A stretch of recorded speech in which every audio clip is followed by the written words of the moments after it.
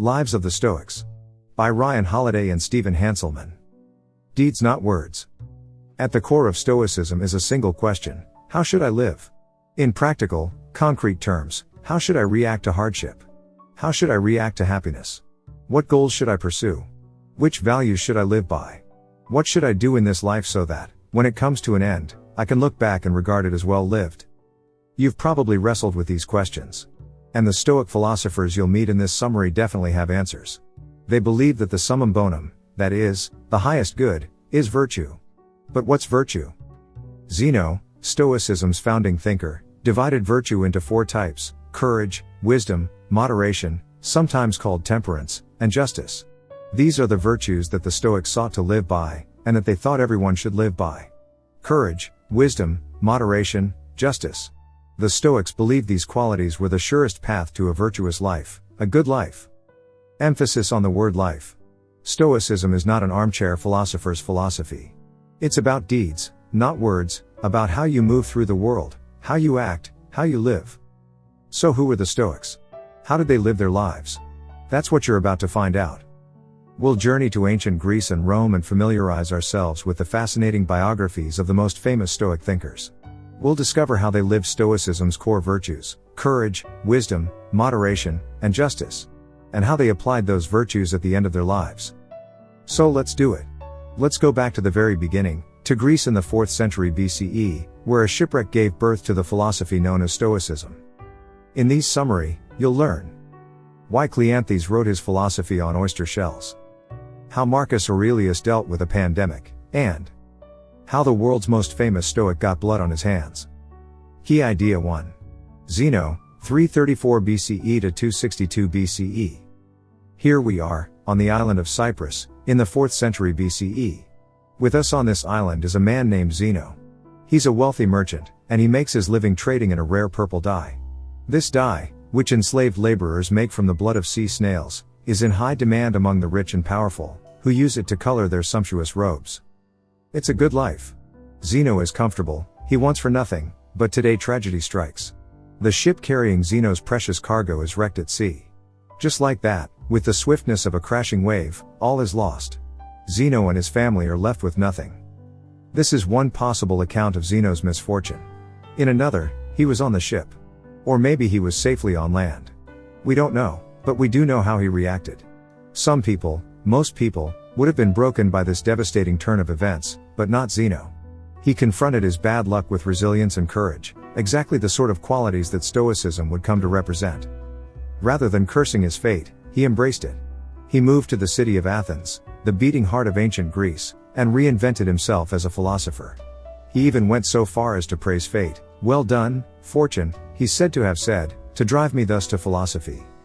4th century Athens was the perfect place for a budding philosopher.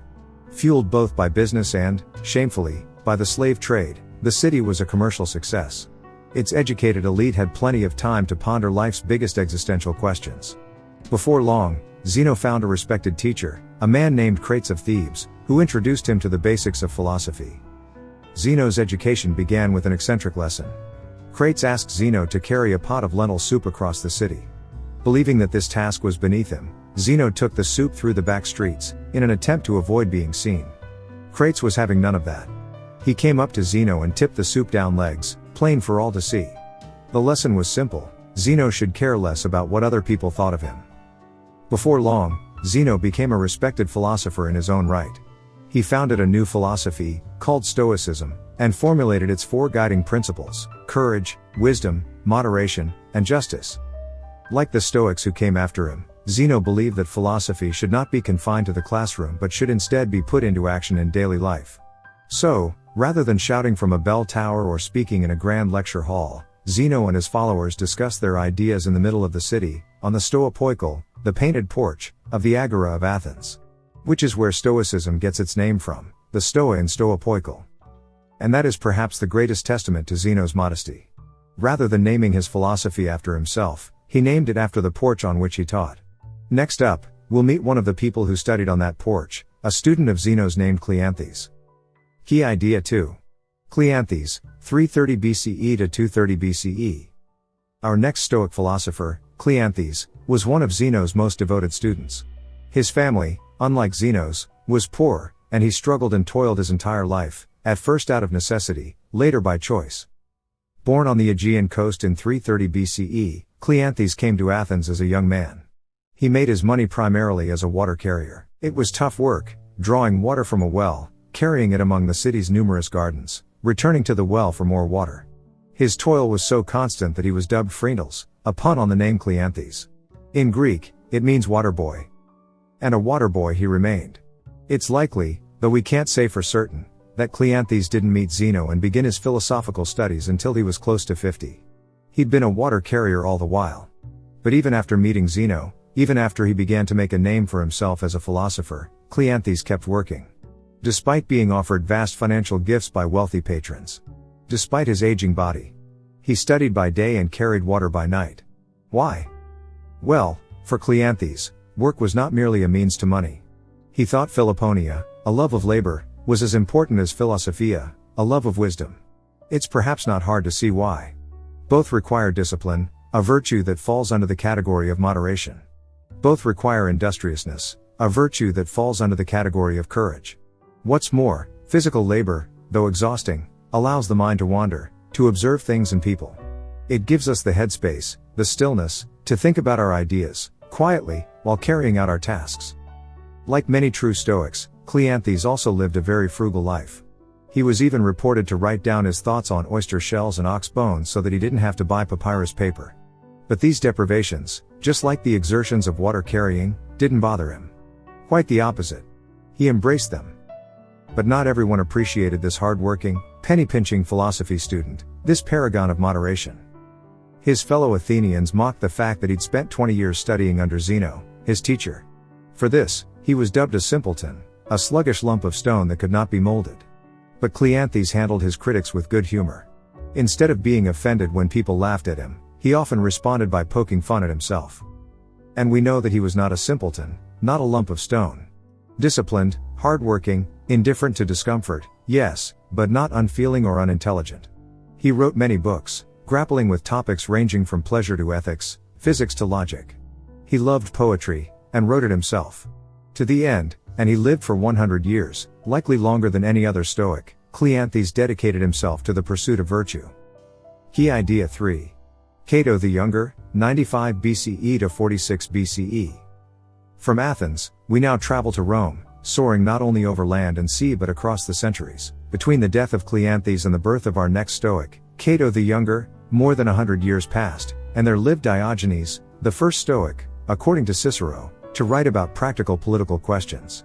There lived Antipater, who helped shape the Stoic system of ethics. And then there was Cicero, born a decade before Cato, Cicero, who, though not a Stoic himself, grappled with Stoicism's thorniest questions and immortalized many of its theories in writing. Why skip them and include Cato the Younger? Because Cato, as much as any other Stoic, and perhaps more, lived Stoicism. He earned his place in history not with words but with deeds.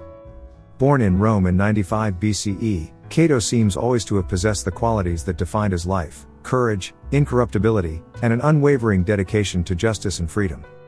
A telling example: when Cato was just 4 years old, an imposing soldier, upset about some issue related to citizenship, came to his home. Cato's uncle was in a position of power, and the man wanted Cato to speak on his behalf. Cato refused. So the soldier tried to scare him, picking him up and dangling by the ankles from a high balcony. Cato remained impassive. He didn't plead for his life. He didn't even blink. In the end, the soldier pulled him back up and acknowledged that he'd been bested by a little boy. As he was as a boy, so he remained as a man, unafraid, unflappable, unconcerned with everything except what was right. A handful of cases in point. As a child, stood up to bullies, defending younger kids against older ones. Age 23, volunteered for military service, fought bravely against Spartacus for 3 years. Age 27, became a military tribune, was the only uncorrupt candidate, abiding by all campaigning laws.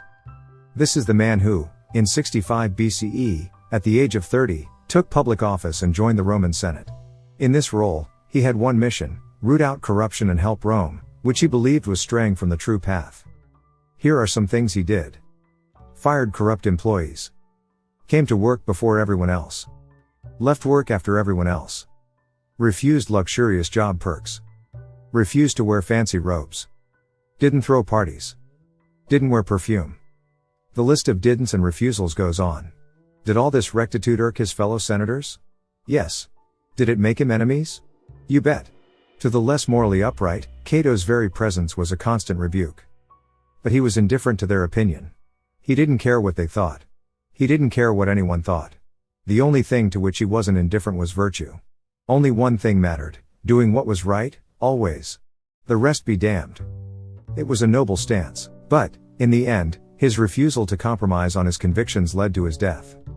Cato believed in the Roman Republic and he resisted the dictatorial rise of Caesar. But not enough to compromise on his convictions.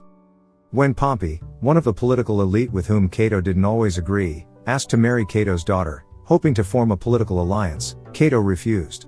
And so Pompey instead formed an alliance with Caesar, marrying his daughter, Julia.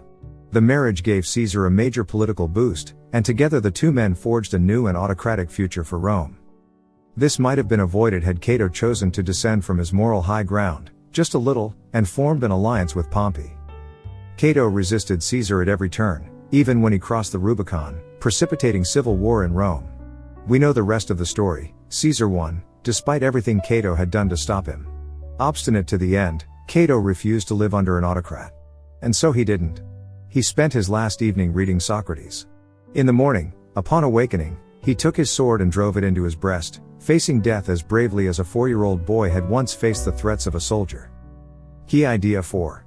Portia Cato, 70 BCE - 42 or 43 BCE.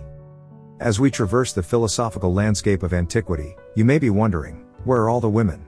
Unfortunately, much as in the rest of human history, women have mostly been erased from the story of Stoicism. Still, there's no greater example of Stoic fortitude than the unsung women who endured all the same tyranny, wars, and hardships as their male counterparts. They gave birth, without pain relief, to the Zenas and Cleanthases and Catos of ancient Greece and Rome, but their struggles and sacrifices went unrecorded and unappreciated by the history books. There is, however, one woman whose Stoic actions have been recorded, the daughter of Cato the Younger, Portia Cato. After suffering the loss of her first husband during Rome's civil war, Portia remarried a man named Brutus. During their marriage, Brutus and his fellow co-conspirators plotted to kill Julius Caesar, who was now the emperor and dictator of Rome. Aware that her husband was planning something but unsure of what, Portia decided to take extreme action to show Brutus that she was a worthy confidant. Most of us would simply ask to be told what the plot was.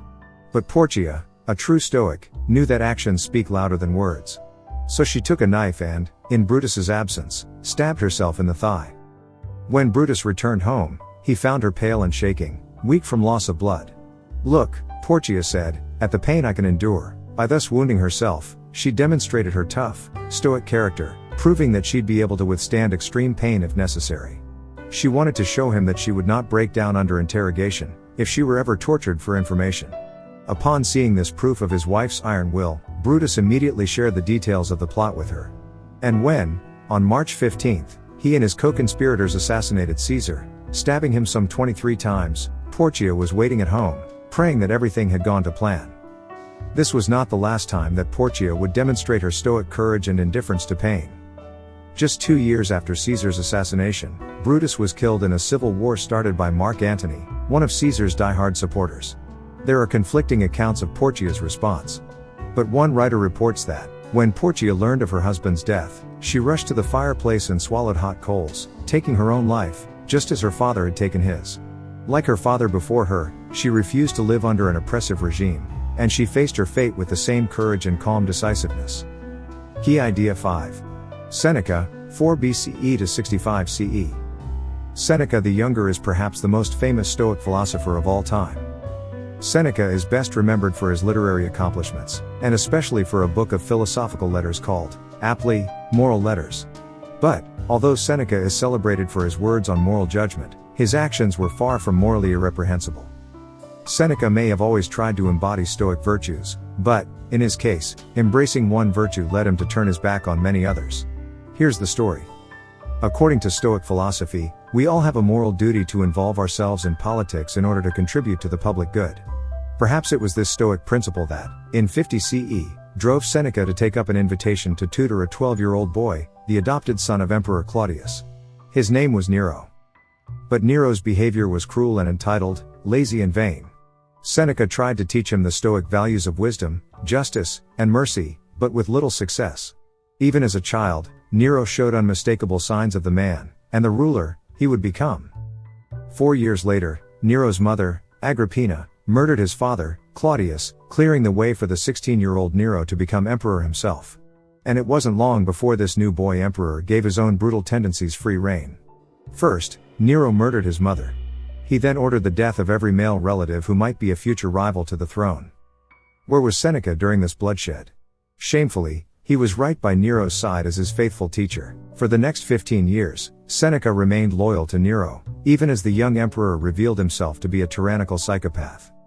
Though Seneca did encourage Nero to have mercy on his enemies, he didn't have the courage or the self-discipline to walk away when his words were ignored. Instead, Seneca took the opportunity to amass more wealth than any other philosopher in history and lived a decadent lifestyle. He may have told himself that he was doing his Stoic political duty by staying so close to power, but, in reality, his wealth was built on Nero's evil deeds. Ultimately, Seneca lacked Cato's and Porcia's moral strength, though his death did resemble theirs. In the end, Seneca turned on Nero, and was complicit in a failed assassination plot. As punishment, Nero ordered him to kill himself, a task that didn't prove as easy as he might have thought. Seneca had written much on death throughout his life, arguing that it is not a future event but something that is happening to us every day, every second, that the day we die is in fact the day we stop dying. First, Seneca slit his wrists. When this didn't work, he drank poison. This, too, didn't take immediate effect. So he was moved to a steaming bath, an image that has been immortalized in paintings by Peter Paul Rubens and Jacques-Louis David, and, at last, stopped dying. Key idea 6. Epictetus, 55 CE to 135 CE. To be a Stoic is to be preoccupied with freedom. Cleanthes found a kind of freedom in labor, the freedom to think as he worked, the mental stillness that accompanies physical exertion. Both Cato and his daughter, Porcia, chose death over the unfreedom of life in an oppressive regime. And Seneca wrote, "Freedom is the prize we are working for, not being a slave to anything." But none of these Stoics was truly enslaved. Epictetus, however, our next Stoic, was born into enslavement, a condition in which he remained until he was 30 years old. His very name means acquired one. When he gained his freedom, he chose to dedicate himself entirely to philosophy. And in the years remaining to him, he taught and lectured, spreading Stoicism across the land. Eventually, he attracted great crowds, and gained not only significant prominence but the admiration of prominent men such as the Emperor Hadrian. Though, like Socrates and Cato, he never committed a word to the page, many of his teachings have come down to us, captured in a book by a diligent student. These teachings were, unsurprisingly, colored by the wretched experience of enslavement. For example, he taught that all situations have two handles. One handle is strong, the other is weak. We may not be in control of the situation, as Epictetus so often wasn't, but we can choose the handle. If we are delayed on a trip, will we curse our fate and grow enraged? Or will we embrace the extra time to think and admire the scenery? Our reaction to situations, the handle we choose to grasp, will shape the kind of life we lead as well as the kind of person we'll become. Epictetus despised two faults above all others, the inability to restrain oneself and the inability to endure difficulties. He gave 2 words to help guide his students: persist and resist. Persist in what is virtuous. Resist what is not. Simple in theory, difficult in practice. He also warned against the enslaving powers of external rewards. Not only ambition is dangerous, not only greed, but also the desire for travel and learning and leisure. These are external things. As such, they can be taken from you or denied to you. They are not bad in and of themselves, but your happiness should not hinge on things you can't control. Better is to focus on internals, the things that no one can take, your temper, your ego, the way you react, the handle you choose.